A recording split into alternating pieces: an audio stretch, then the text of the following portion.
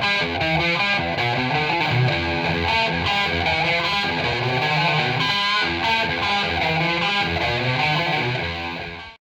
the interview, with the Rock Bottom radio show and the Rock Bottom video channel, Dave Pirner, guitarist, singer, mastermind of Soul Asylum. Nice to have you in this interview. It's nice to be here. Yes, it's on your Slowly But Shirley world tour here in Hamburg. And could you tell us how is the run of the tour so far? So far, so good. We've got one more show in Italy, and then we go back. England was fun. It's been a good tour. It's been good reception, good crowds, and people seem to be enjoying it. I mean, the band's been a little sickly. Everybody brought their flu and whatever over here. So, that never changes. That's rock. That's tour life. It's a grind. And how do you see it? Are there any differences between the European and American audiences? Yeah, I mean, obviously there's the language part of it, but that's kind of the coolest part is when you're playing someplace where they don't speak English and they're singing along to the songs. That's kind of cool. I like that. It's good. And which songs have a better reception by the audience? The old classics like Runaway Train, Black Gold, or Somebody to Shove, or the newer songs from the new album like High Road, Freak Accident, or Trial by Fire? How did you see it? That's been great as far as people knowing the new record. That's actually kind of a pleasant surprise. So there's music from, there's 14 albums, so usually you can sort of, this person knows that record and that person knows that record, and it's always kind of interesting. And the fans, I saw some fans in the venue before the concert, of course. Young fans are in the audience as well, older fans. How would you see it? How is the balance? It's a good balance, and it's always good to see younger people. And sometimes people bring their kids, which is always kind of cool to have little kids in the crowd. I like that. I like it when there's kids in the audience that it looks like, or it is, they'll tell me it's the first rock show they've ever been to, and that's kind of cool. That's really cool. And the new album, or the newest album, latest album, Slowly But Shirley, it's a funny album title. How did you find this title? I saw the expression slowly but surely, SURELY, on a art thing, and I thought, that's kind of a cool look. It was a square, sort of a graphic, and then I immediately said, it'd be kind of funny to change the Shirley to a woman's name, Shirley, and I thought of Shirley Temple, and then I was like, no. Then I was like, Shirley Muldowney, and it all just kind of came together, and she was very cool about letting us use her image, and I do hope I get to meet her someday, but she's a real hero to me, like somebody coming up in a man's world of drag racing, and she's just cool. Freak Accident is an interesting song. From your latest album. What stands behind this song lyrically? I think there's a certain amount of trial and error that goes into doing this, and sometimes you have a happy accident, and sometimes you fuck it up, and sometimes that's the thing that makes it interesting. You make a mistake and you go, hey, that's actually better than what I was trying to do. But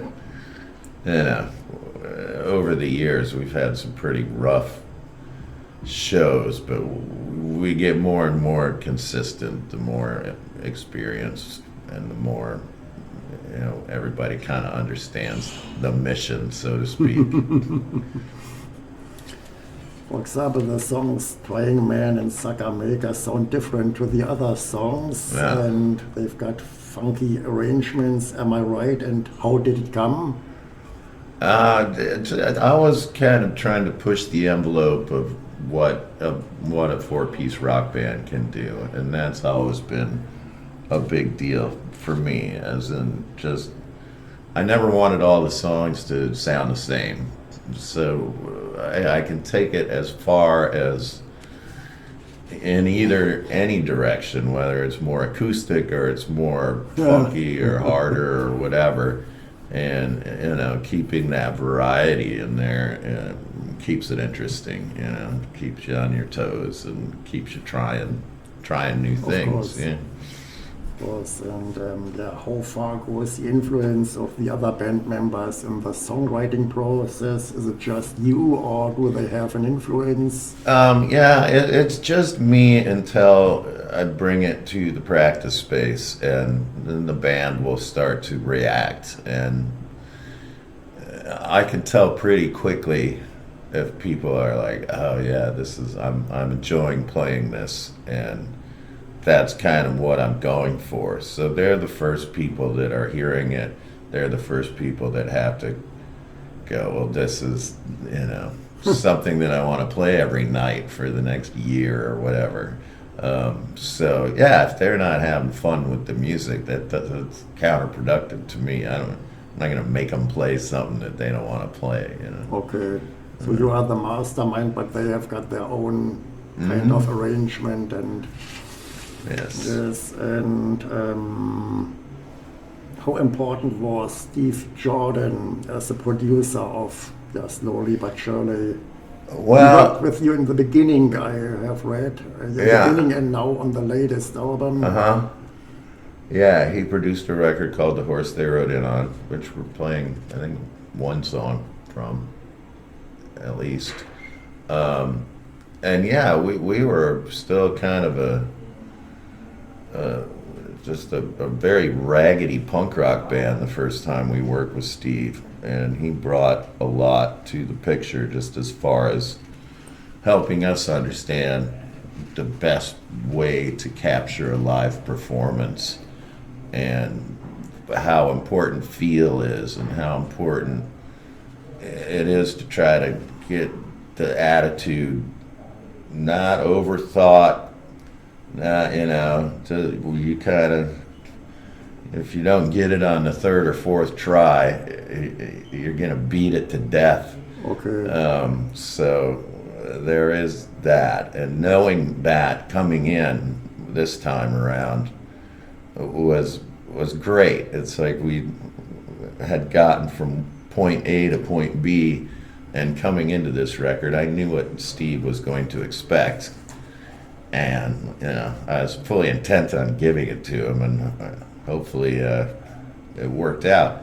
I think you can hear it, that we're having fun. And it was recorded in one studio live in a live session, not in various layers. Or, right, yeah. There's very, very little bullshit going on with studio trickery and overdubs. We didn't really, very little, not too much. You don't want that overproduced thing, or we don't anyways. Okay, and you have had many changes in your lineup, so how are the vibrations among the band members today? And do you think that this current lineup will last for a long time? Some guys are very long in the band. So is it the ultimate Soul Asylum lineup now? Yeah, the band is great. Over the years, people fall by the wayside. People quit or die or get fired or whatever the case may be, and you end up kind of refining it until So this is a real good bunch, real good attitude, and people that they're not spoiled, and they know it's hard work, and they came in knowing that, and also brought their own experience to the situation, and yeah, it's a great fit. I think Okay. we all enjoy each other's company and stuff. Yeah. Okay. Okay. And yeah, you, your Soul Asylum was founded before grunge and alternative rock became popular. So how did you experience the rise of grunge and alternative in the early 80s? What kind of feeling was it for you and for your musical career? Well, it was interesting because nobody, the, coming from the punk rock world, it was very unpopular and kind of, angry in your face kind of music that didn't always translate to sort of making records or